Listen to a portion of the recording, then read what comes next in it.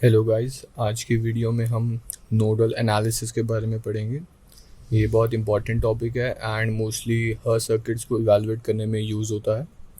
हम nodal analysis एक question के साथ समझेंगे क्योंकि उससे वो ज़्यादा आसानी से हमें समझ आ जाएगा।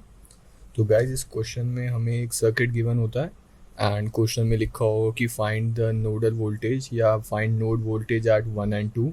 यहाँ पे 1 एंड 2 दो नोड्स हैं हमारे। सो नोडल एनालिसिस में सबसे पहले हमारी अप्रोच होती है कि हम नोड्स को आइडेंटिफाई करते हैं। नोड्स बेसिकली क्या होते हैं कि जहाँ पे वायर्स मीट करती हैं, दो या दो से ज़्यादा, एक्चुअली दो से ज़्यादा वायर्स होनी चाहिए तो वो पॉइंट नोड होता है। जैसे कि आप इस पॉइंट पे देख सकते हैं, यहाँ पे दो से ज़्यादा वायर्स, दैट इज़ एक दो तीन चार, चार वायर्स आके एक पॉइंट पे मीट कर रही हैं तो ये एक नोड है। यहाँ पे आप देख सकते हैं कि यहाँ पे तीन वायर्स एक दो एंड थ्री ऐसे मीट कर रही हैं तो इसलिए ये भी एक नोड है। जहाँ सिर्फ दो मीट करती हैं, जैसे अगर हम ये एग्जांपल लेते हैं, इस पॉइंट को मैं नोड नहीं कहूँगा क्योंकि यहाँ सिर्फ दो वायर्स आके मीट कर रही हैं, ये नोड नहीं है। दो से ज़्यादा पॉइंट्स पे जहाँ वायर्स मीट करती हैं हम उसको नोड बोलते हैं।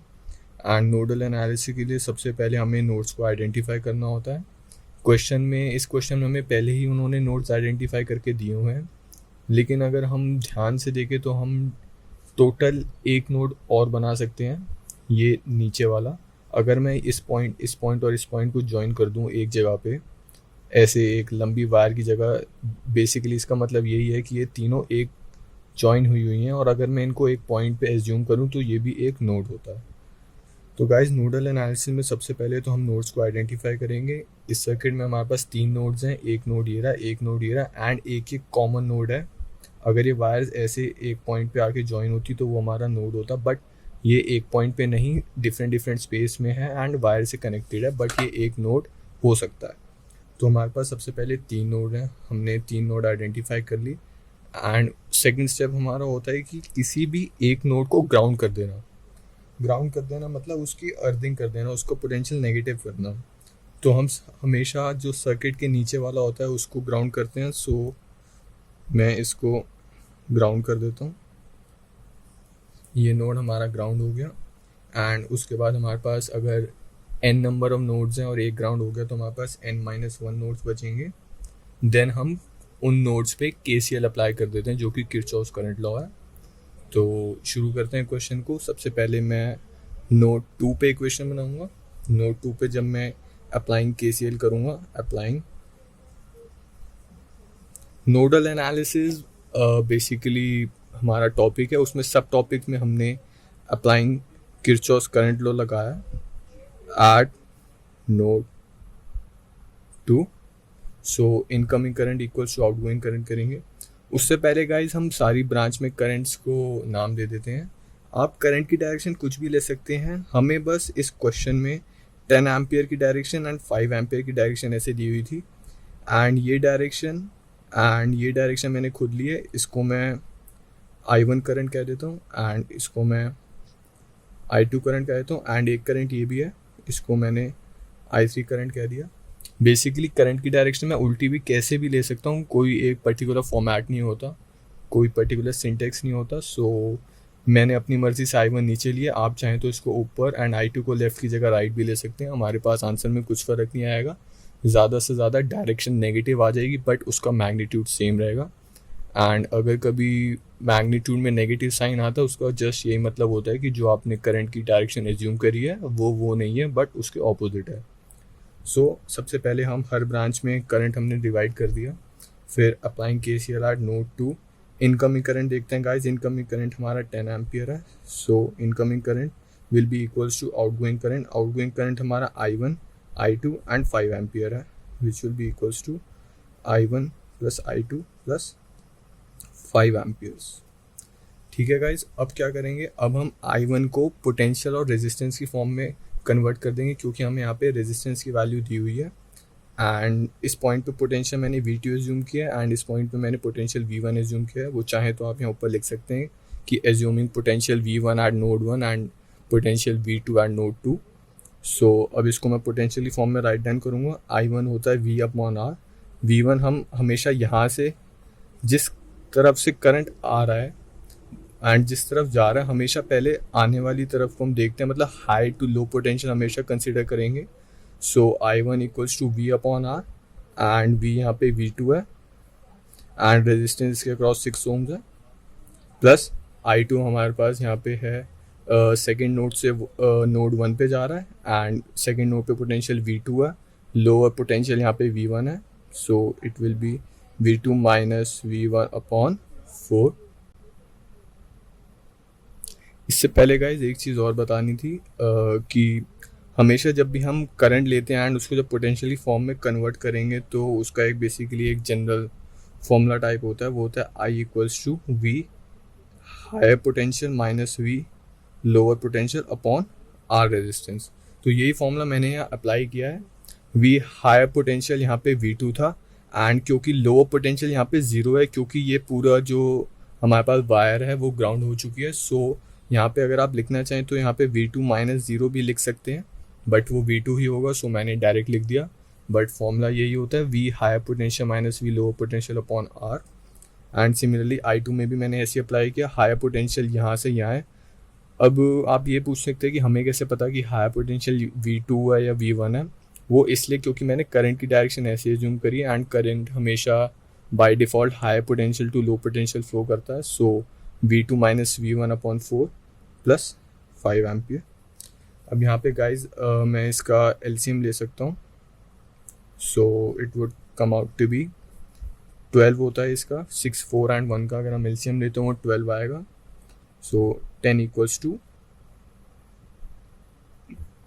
इसको हम ऐसे लिखते हैं, एंड 6 2 ज़ा 12 twice of V2 plus 3 times V2 minus V1 plus 5 into 12 that is 60।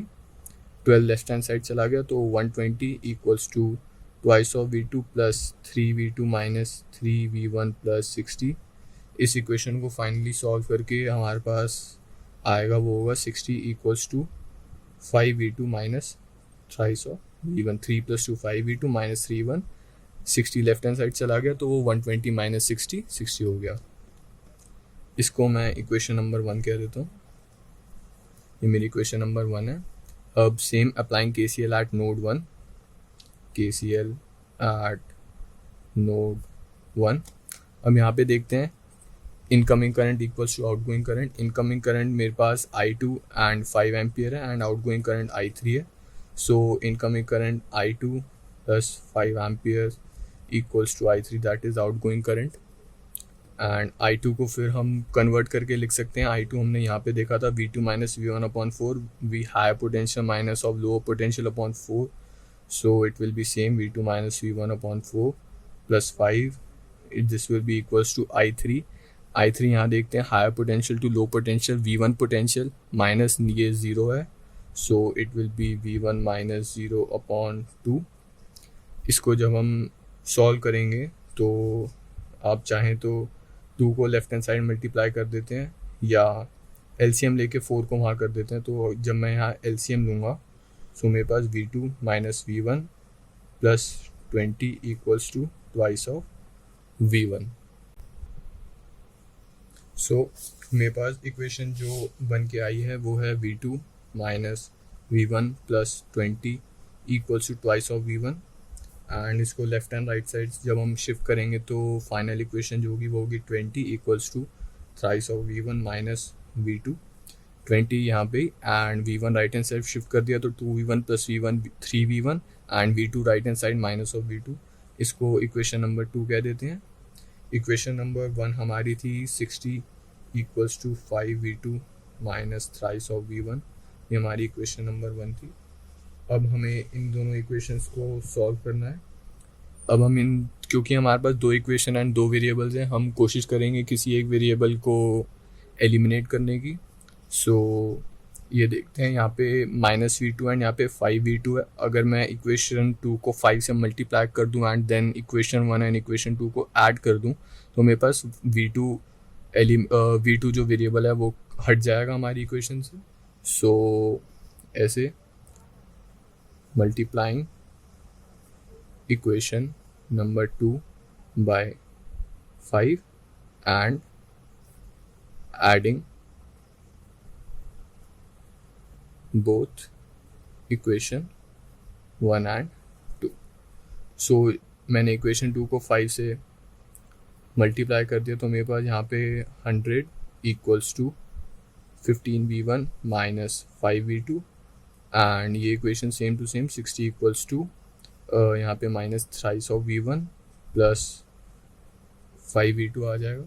मैंने इन दोनों इक्वेशंस को ऐड कर दिया, so 100 plus 60 will be equals to 160, 15 minus 3 will be equals to 12v1, and ये कट हो जाएगा।